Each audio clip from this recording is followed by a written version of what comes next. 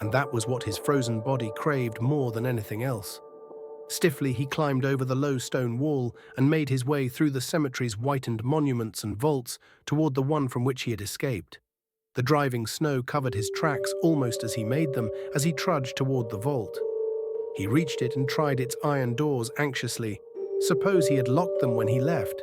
But to his relief, they swung open and he entered and shut them.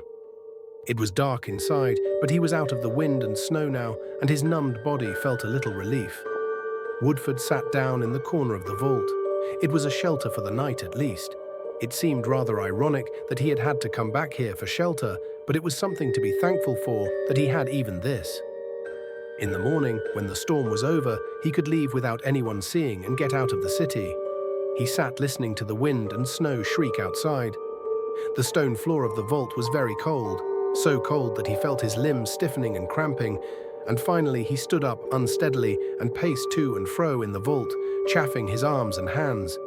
If he had only a blanket or even a heavy coat to lie upon, he'd freeze there upon the stone floor.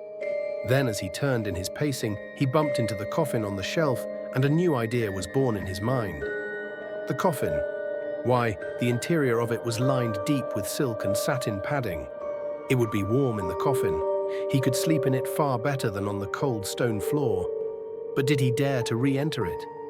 Again, Woodford felt faintly the former terrors he had experienced when he had awakened in it. But they meant nothing, he told himself. He would not be fastened in this time, and his frozen flesh yearned for the warmth of the coffin's lining. Slowly, carefully, he climbed up and lowered himself into the coffin and stretched out.